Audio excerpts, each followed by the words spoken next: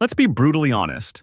Most of you are playing a game you've already lost. You've been told that if you study hard, get a good job, and buy a house with a 30-year mortgage, you've made it. That's not a success story. That's a sophisticated debt trap designed to keep you productive until you're too old to be dangerous. You are spending 30 years of your life playing by rules that were written by people who profit from your ignorance. They don't want you wealthy. They want you compliant. They don't want you free. They want you in the maintenance loop, where every dollar you earn is already spoken for before it even hits your bank account. I've spent 3 decades on the front lines of this economic meat grinder. I've seen the crashes, the bubbles, and the silent destruction of the middle class in 2026. I've made the mistakes, lost the capital, and felt the weight of the golden handcuffs. And today, I am stripping away the fluff. I've compressed 30 years of financial scars, brutal realizations, and hard-won victories into exactly 20 minutes of pure, high-velocity strategy. This isn't your grandfather's save your pennies advice. This is a survival blueprint for a world where inflation is a feature, not a bug, and where stability is the most dangerous lie you can believe. Here is the deal. In the next 20 minutes, I'm going to show you how to flip the script. But pay attention, especially when we hit the 15-minute mark. Because if you miss the core concept of radical independence we discussed there, it won't matter if you're making $50,000 or $250,000 a year. Without that piece of the puzzle, you are just a high-paid tenant of your own life, running on a treadmill that eventually stops when you're too tired to keep up. You are either building your own fortress or you are paying for someone else's. Decide right now which one you are, because the clock is ticking and we don't have a second to waste. Let's get to work. Let's start with the most dangerous myth in the financial world. The idea that a big paycheck equals wealth. It doesn't. In 2026, I see people pulling in $20,000 a month who are closer to bankruptcy than a minimalist with a modest savings account. Why? Because they've built an expensive prison. If your lifestyle scales exactly with your income, you aren't getting richer, you're just upgrading your cell. A higher salary just means a bigger mortgage, a faster car, and more expensive hobbies that require you to stay chained to your desk. You've become a high-performance engine that consumes 100% of the fuel it generates. The moment you stop pedaling, the whole lights and sirens show goes dark. That's not wealth, that's just a high-velocity treadmill. This is the silent killer, lifestyle creep. It's the invisible tax on your ambition. You get a 20% raise, and suddenly that perfectly functional apartment feels too small. You get a bonus, and your 3-year-old car suddenly looks like a relic. You aren't making these choices. The status machine is making them for you. You are working 60 hours a week to pay for things you only bought because you were tired from working 60 hours a week. It's a closed loop. Every time you upgrade your life before you upgrade your capital, you are firing a shot at your future self. You are trading the possibility of permanent freedom for the temporary dopamine hit of a new leather interior. Realize this now. Wealth is not the car you drive. Wealth is the car you didn't buy, so you could own your time instead. Here is the fundamental truth that took me 30 years to master. Wealth is what you don't see. It's the money not spent, the luxury not flaunted, and the status not chased. It's the silence of a balance sheet that doesn't owe anyone a damn thing. If you can't say no to a job you hate because you have a car payment to make, you are poor. I don't care how many zeros are on your pay stub. You are just a well-dressed tenant in a life you don't actually own. If you want to be a sovereign owner, you have to stop feeding the golden cage and start feeding the fund that buys you out of it. Ask yourself, who are you performing for? Most people spend their most productive years trying to impress an audience of strangers who don't even care if they live or die. You buy the watch, you post the vacation, you lease the zip code, all to signal status. But status is the most volatile currency on Earth. It's a debt you have to repay every single day with your focus and your energy. You're playing a zero-sum game where the only real winner is the bank charging you interest on your vanity. Every dollar spent on status is a dollar stolen from your sovereignty. You're trading a fortress of independence for a cardboard crown. And in 2026, the wind is picking up. Now, let's look at the alternative. Sovereignty. Sovereignty is the quiet power of not needing to be seen. It's looking at a banker, a boss, or a collapsing market and feeling absolutely nothing, because you own the ground you stand on. Being sovereign means your survival isn't tied to a signature on a paycheck or a line of credit. It's the difference between being a high-value debtor and a sovereign owner. When you are sovereign, you don't need to shout about your success because you're too busy enjoying the silence of your freedom. You've stopped being a pawn in the status game and started being the architect of your own reality. Status is a prison cell with a view. Sovereignty is the key to the front gate. Choose right now. Do you want the approval of people who are just as trapped as you are, or do you want the ability to walk away from any table at any time? You cannot have both. Every status purchase is a signature on a new contract of servitude. Every capital investment is a brick in your fortress. 30 years of knowledge tells me this. I've never met a man who regretted the things he didn't buy, but I've met thousands who regret the time they sold to pay for them. Stop being a performer. Start being a sovereign, because the next decade belongs to the owners, not the actors. Now, let's talk about the most powerful force in the universe, and the most misunderstood. Compound interest. It's a weapon, plain and simple. It doesn't have a moral compass. It doesn't care if you're a good person or a hard worker. It only cares about two things: velocity and time. Compound interest is a blade that either carves a path to your freedom or slowly cuts your throat. Most people treat it like a retirement topic for their 50s. That is a fatal mistake. In the world of 2026, understanding this math isn't an advantage. It's a basic survival skill. If you aren't making compound interest work for you, I guarantee it is working against you with lethal efficiency. The most expensive words in the English language are, "I'll start next year." Let's look at the 10-year tax. If you start putting away $100 a month today, time is your greatest ally. But if you wait 10 years and try to compensate by putting away $1,000 a month, you've already lost. You can't out-earn the time you've wasted.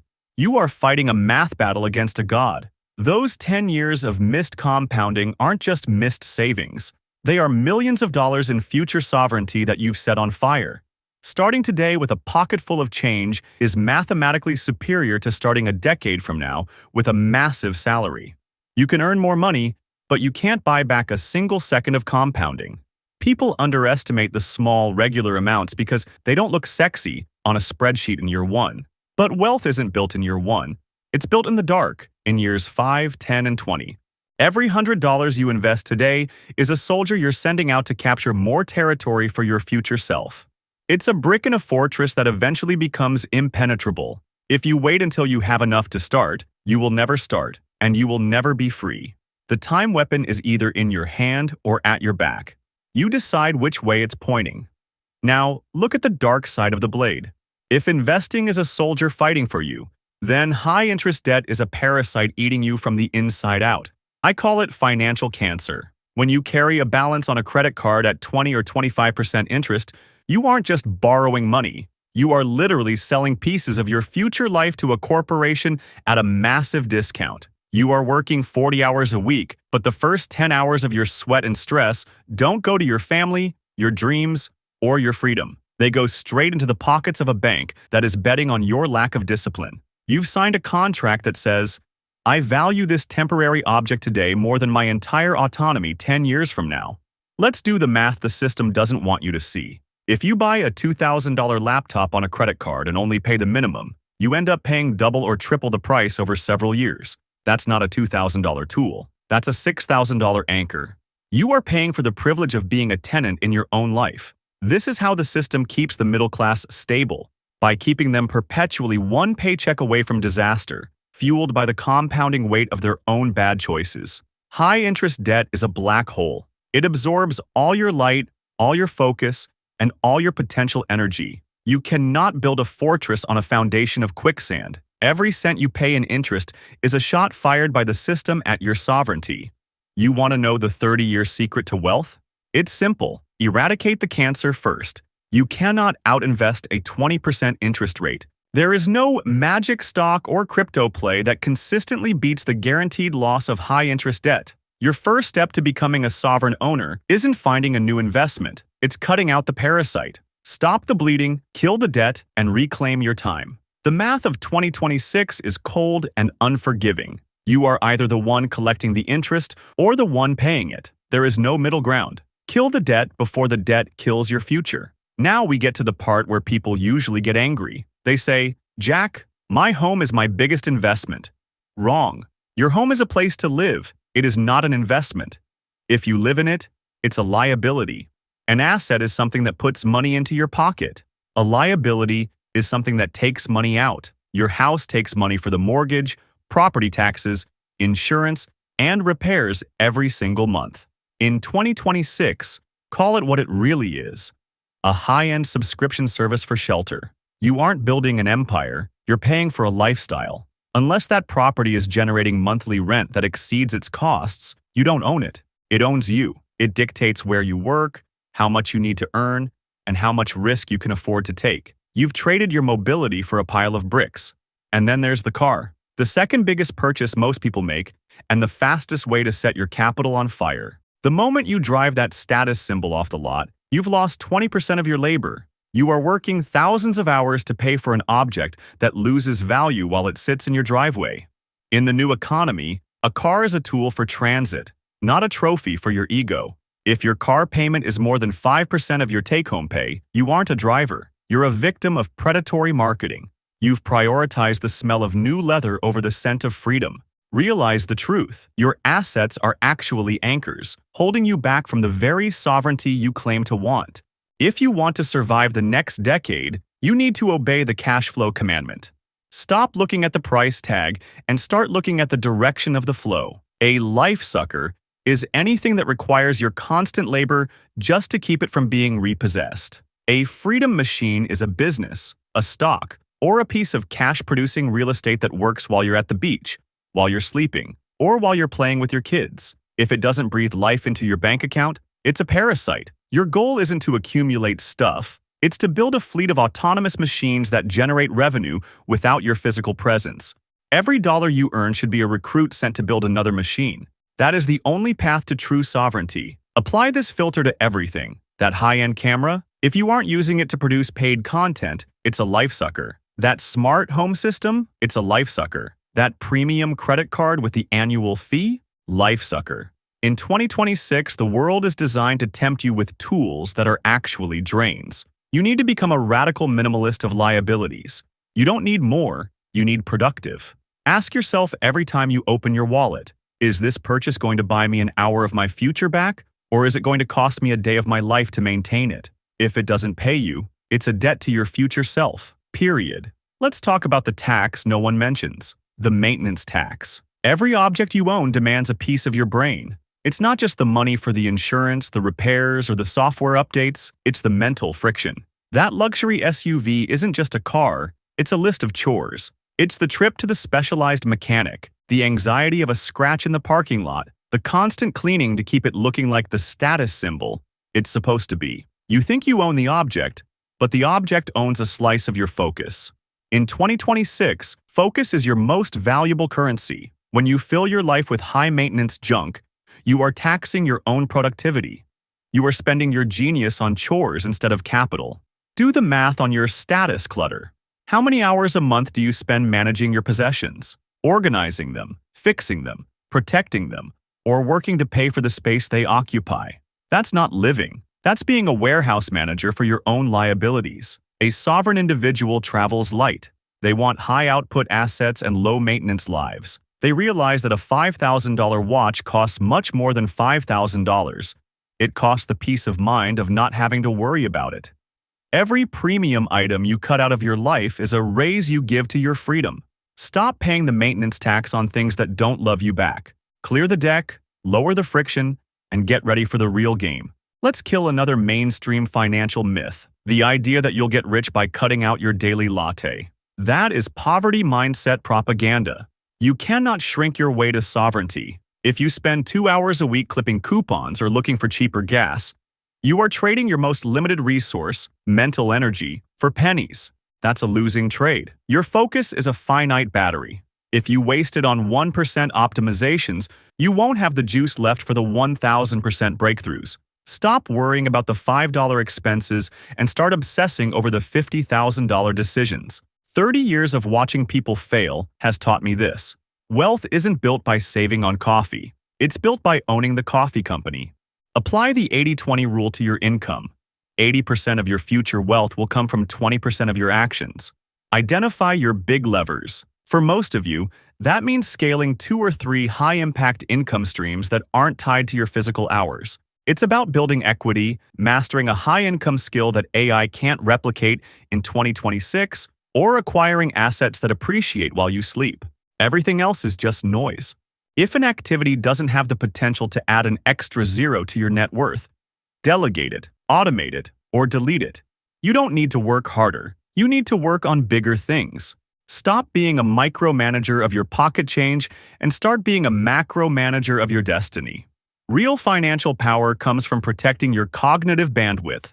When you simplify your life and strip away the status junk we talked about earlier, you suddenly have a surplus of energy. Use that surplus to attack the big levers. Sovereignty requires a high level of alertness. You can't see the next big opportunity if your brain is cluttered with bills, chores, and minor savings. Clear the deck. Focus on the few things that move the needle. In the economy of 2026, the focused man is a king, and the distracted man is a commodity. In the old world, an anchor was a sign of stability, a 30-year mortgage, a gold watch from the same company, a fixed office. In 2026, an anchor is just something that drags you down when the ship starts to sink. The most valuable asset you can own today isn't a piece of ground, it's mobility. I call it the liquid life strategy. It's the ability to move your capital, your family, and your talent across borders and industries in a matter of days, not years. If your survival depends on one specific zip code or one specific employer, you aren't sovereign. You're a hostage to their luck. Sovereignty is being fluid. It's having a life that fits into a laptop and a mindset that survives any jurisdiction. The rule of one is the fastest path to a 30-year disaster. One source of income, one country of residence, one set of skills. This is financial fragility disguised as a career. To be radically independent, you need to decouple your lifestyle from your location. Your income should be borderless. Your assets should be decentralized. And your overhead should be so lean that you can pivot the moment the wind changes. Mobility is the ultimate hedge against inflation, political instability, and economic shifts. When you aren't tied to a golden cage, you have the ultimate leverage, the power to leave. That is the only real power there is. The 2026 sovereign doesn't care about owning things, they care about owning options. They prefer a high-yield portfolio over a high-maintenance mansion. They prefer a flexible network over a fixed hierarchy. They understand that in a world of rapid change, the person who can disappear and reappear somewhere better is the one who wins. Don't build a monument to your past. Build a vehicle for your future. Stay liquid, stay lean, and stay ready to move. Because the fortress isn't a building. It's your ability to thrive anywhere on your own terms. We've covered the math, the assets, and the strategy. But here is the secret that 30 years of experience finally drilled into me. Real wealth is the ability to say no. You can say no to a corrupt boss who demands your soul. You can say no to a bank that demands your servitude. You can say no to a government or a trend that threatens your values. That power of refusal is the only metric of success that actually matters. Most people are yes men because their bank accounts are no men. They have no liquidity, no buffer, and no options. When you break the chains of status, debt, and maintenance, you stop asking for permission to live. You start dictating your own terms. If I could give you only one piece of advice, the distillation of 3 decades of chaos and clarity, it is this. Never trade your time for a liability.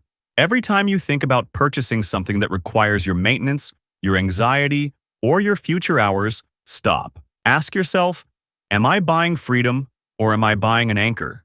If the answer is an anchor, put the money into an asset that earns its own keep. Your time is the only non-renewable resource you have. Once you spend a year working for a thing that ends up in a landfill, that year is gone forever. Don't waste your life serving your possessions. Make your capital serve you. The world of 2026 is moving faster than ever. It will break the fragile, the indebted, and the distracted. But it will elevate the sovereign, the ones who own their assets, control their mobility, and protect their focus. You are now the architect of your own fortress. You have the map. You know the traps. From this point forward, every dollar that enters your account is either a step toward total liberty or a step deeper into the system's belly. Choose liberty. Build your fortress. And remember, the best time to start was 30 years ago, but the second best time is right now. I'm Jack Finance. I'll see you in the next one.